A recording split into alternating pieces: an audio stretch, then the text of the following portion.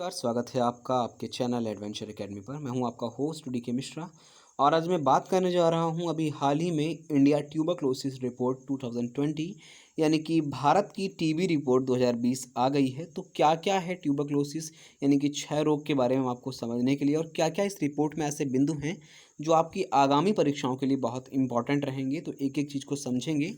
तो सबसे पहले हम ये समझें कि टीबी रिपोर्ट जो 2020 आई है उससे पहले एक नाम बदल दिया गया इसके टीबी के ऊपर कार्यक्रम का।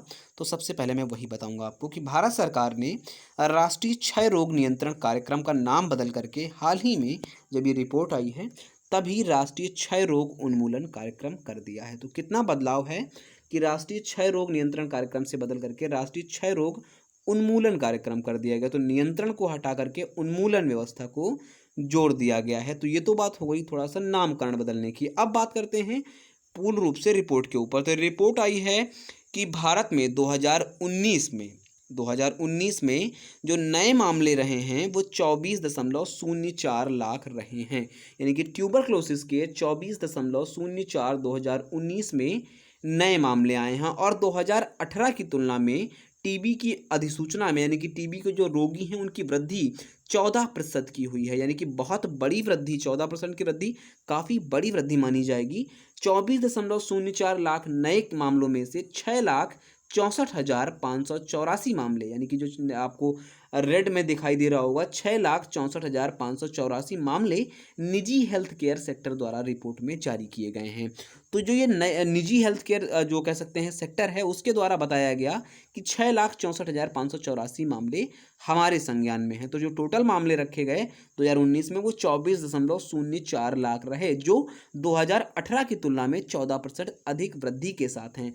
अब निश्चय प्रणाली के तहत 4 योजनाओं के लाभार्थियों को प्रत्यक्ष लाभ अंतरण यानी डीबीटी, डायरेक्ट जो भुगतान होता है, के माध्यम से प्रदान की जाने वाली वित्तीय सहायता का विस्तृत प्रावधान होगा। मैं बता दूं आपको, जो एक निश्चय प्रणाली चलाई जा रही है इसके लिए, और बाकायदा इसके लिए 4 अलग तरीके से योजनाएं क्रियान्वित होंगी लाभार्थियों को, और उसके लिए सीधा लाभ भी दिया जाता है वित्तीय सहायता के रूप में, जिससे कि व्यक्ति टीबी के रोग को बाकायदा इलाज करा सके, बेहतर उसके बारे में जानकारी रख सके। इसीलिए 4 योजनाओं के लाभार्थियों को क्रियान्वित अलग अलग तरीके से बैलेंस भी भेजा जाता है। इसके अलावा आप याद रखिएगा, देश के लगभग प्रत्येक ग्रामीण क्षेत्र को 4.5 लाख से अधिक डॉट केंद्रों की मदद से कवर किया जाएगा। देखिए डॉट, अगर आपको थोड़ा सा आप टीवी वगैरह देखते हैं या न्यूज़ वगैरह देखते हैं तो बहुत समय पहले राहुल द्रविड़ का ऐड आता था टीवी में, वो कहते थे डॉट्स, टीबी का इलाज है डॉट।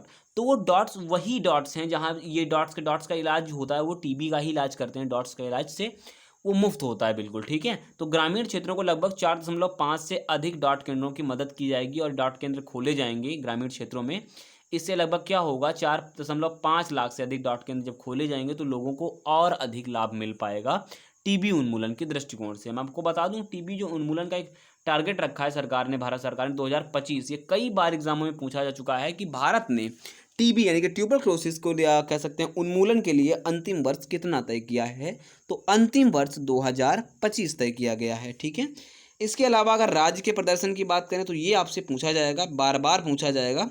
तो जो 50 लाख से अधिक जनसंख्या वाले राज्य हैं, जो भी राज्य हैं, उन्हें वाले राज्य सभी राज्य बड़े राज्यों के अधीन थे। यानी कि मान लीजिएगा बिहार की अगर जनसंख्या 50 लाख है, 50 लाख से जो है जनसंख्या वाले सभी राज्य जितने भी हैं अधिक राज्य, वो बड़े राज्यों के अधीन थे, वो बड़े राज्यों के संज्ञान में थे। जबकि 50 लाख से जिनकी कम जनसंख्या थी वो छोटे राज्यों के अधीन थे, ठीक है। तो आपको याद रखना है कि जितने भी ऐसे राज्य थे जो कि 50 लाख से अधिक हैं वो बड़े राज्यों की तुलना में रखे गए। अगर मैं अब ना समझ पा रहे हैं तो कैटेगरी में समझ लीजिएगा, ये राज्य हैं जो कैसे राज्य हैं जो कि 50 लाख से अधिक जनसंख्या हैं और वो बड़े राज्यों की संज्ञा में डाल दिए गए, ठीक है। और ये जो हैं वो छोटे राज्यों की संज्ञा में डाल दिए गए, कुछ राज्य हैं जिनकी जनसंख्या 50 लाख से कम है। अब बड़े राज्यों की सूची तैयार करी गई तो उसमें गुजरात आया। गुजरात को सबसे बेहतरीन प्रदर्शन करने वाले राज्यों के रूप में चुना गया है गुजरात को। तो आपको याद रखना है कि बड़े राज्य की सूची में गुजरात सबसे अच्छा राज्य के रूप में शामिल हुआ है। दूसरे स्थान पर आंध्र प्रदेश और तीसरे स्थान पर बड़े राज्यों में हिमाचल प्रदेश रहा है। वहीं छोटे राज्यों की अगर बात करें तो नागालैंड और त्रिपुरा दोनों को सर्वश्रेष्ठ प्रदर्शन करने के रूप में पहले स्थान पर रखा गया। दोनों राज्य शीर्ष पर रहे हैं, नागालैंड और त्रिपुरा। कैसी श्रेणी में? छोटे राज्यों की श्रेणी में, ठीक है।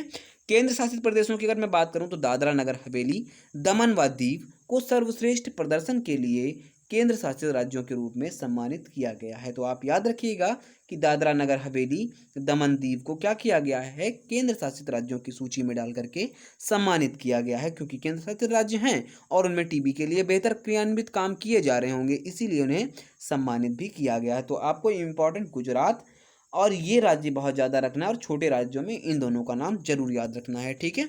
तो अब आपके लिए एक प्रश्न मैं छोड़े जा रहा हूँ यहाँ से टीबी के ऊपर कि आपका विश्व टीबी दिवस यानी कि वर्ल्ड ट्यूबरक्लोसिस डे कब मनाया जाता है, तो आप ये बताइएगा पहली चीज।